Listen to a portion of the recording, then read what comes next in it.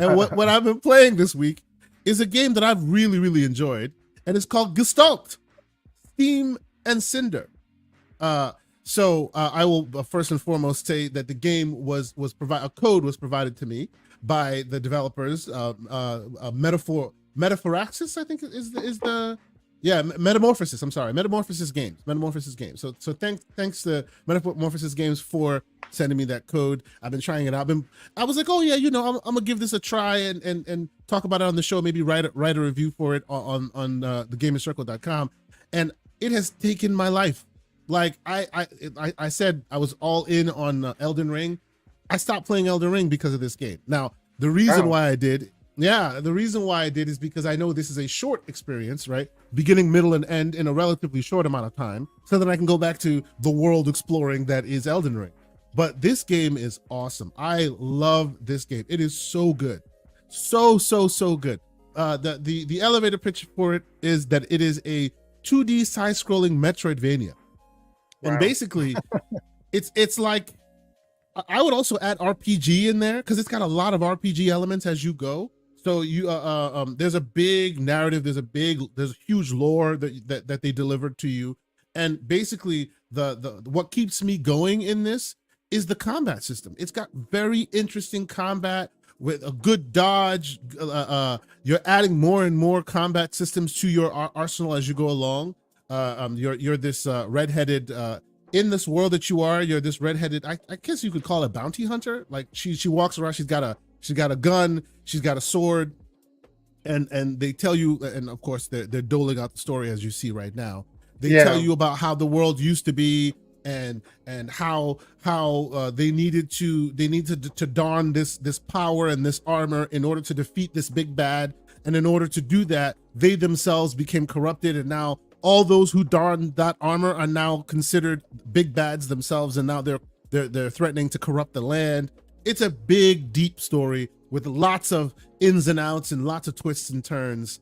It's really cool. But the moment to moment of it, where you have missions, right? You go, you talk to friends, they give you missions. There's literally a journal that gives you access to all your missions. There's also bounty hunter work that you can take. You go into the middle of the world and you'll find a robot. And by the way, one thing I didn't mention, it's a steampunk world.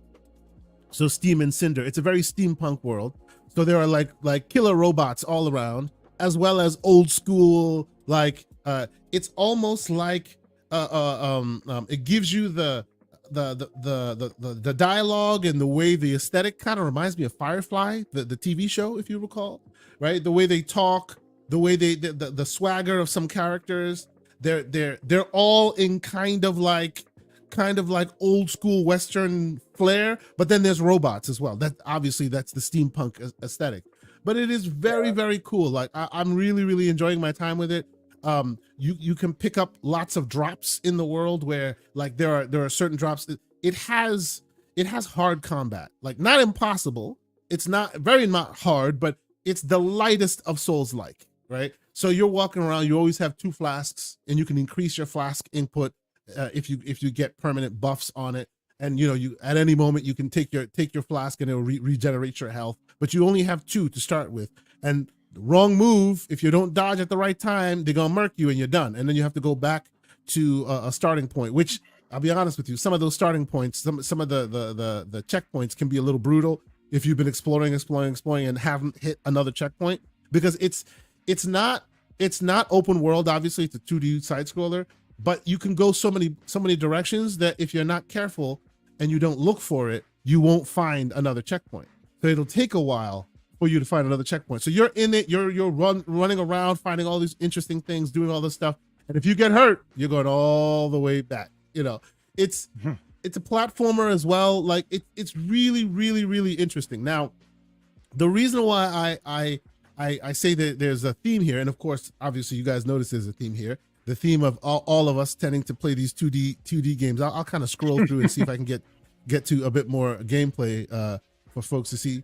But the reason why I say that this is a theme here is this is also a non voice acted, all written. You have to read the story, and the story is very good, but it's also very dense. A lot of verbiage, a lot of weird, odd names and references to cities and towns and other worlds and universes. It's very heavy on the lore, right? And sometimes you're looking at this back and forth This for some sounds like time. a Brandon Yeah. Sanderson novel. Kind if of. you're familiar with the Kind of, Stormlight yes, Archive yes, with the yes, armor yes, and the things yes. like that. That's okay. Yes, you know, and that is, if I have criticism so far, that is my criticism. Like, because it's not voice acted, you spend a lot of time in this view that you're looking at right here with two folks chatting, right? See, so this is the first time you hit that what you saw there was they use that as checkpoints, but the first time she touches one of those things, it shoots her to a previous world or a different world, and she doesn't know how she got there, and now she's going to discover it. It's such deep Is there lore. any RPG elements? Like, this thing on the surface looks so RPG. Like, many RPG elements. Yes. Okay. Like you're growing your level, your weapons are maturing, your skill set is growing through time. There's a huge RPG system. Yes, it's a big mashup. Yes, absolutely it is. They shot their shot with this one. It was really ambitious in their thoughts. You know. Go ahead, everyone. You were saying. I was just back to my old man eyes. When you tell me all of this text and lore, I don't know if this is gonna work for me, because it's not voice acted. But see, this is the thing, right? What I will tell you is, if this game was not as good as it was, I may not spend as much time in it, because there's a lot of lore to read through. There's a lot to understand, but I'm really enjoying it. Both the story is really good and the actual gameplay is damn good. Is great.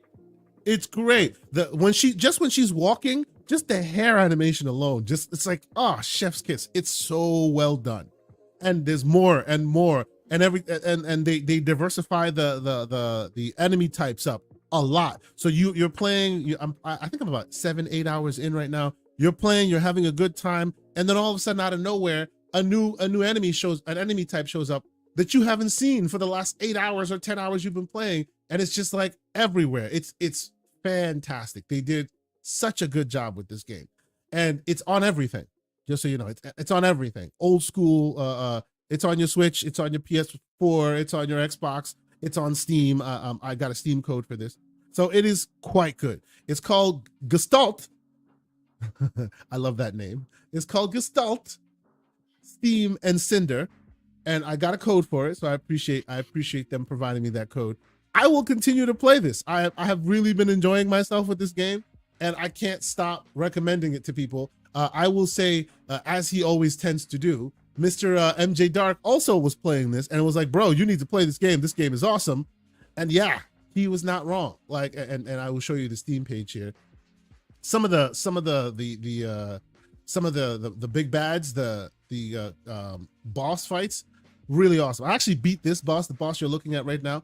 It took me like 5-6 tries, because it gets hairy, you know, but it's really good, like really good. I was seriously impressed with this game, and the platforming is really good. The level design is super interesting, and of course the story is really good and deep. If I had one criticism, I just wish that it was voice acted properly. I wish it was voice acted, because I feel like it would be so much better if it was voice acted. This is gonna sound like a sin, right? But I don't care. In this case, because I understand it's an indie game, it's a small budget. Yeah. Maybe like AI can be expressive with the voice. Hey, I was thinking about it. I didn't want to be the one to like start that. I said part it. of the I don't show. care. I was thinking about it the whole time you said nobody that. was gonna get to work anyway, and so it's not taking the job away from anybody. Throw some AI voice acting in there. I'll deal. So with to your question, OBM, here's basically the upgrade tree, and it gets hairy, sir. Like, you can really go deep on your RPG systems, on your weapon combat, on growing your health meter and the type of weapons you have, and making them do even more, you know, as you go along, and you're picking up a bunch of stuff in the world in order to help you achieve that. There are stores you can buy, you know, different either consumables or permanent upgrades. It is quite good. Like, I'm really enjoying it. I just bought it. You sold me there you on go. it, even though there you go. I'm gonna have to. Well, Everborn, this should be part of your homework. You know, if only our digital libraries would carry over to our next slides. You know,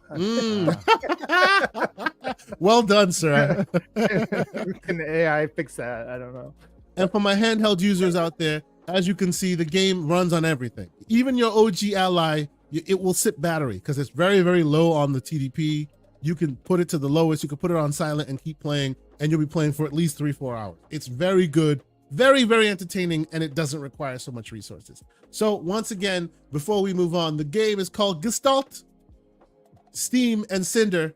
I recommend it. I hope more people play it. It's really, really cool. So there's that.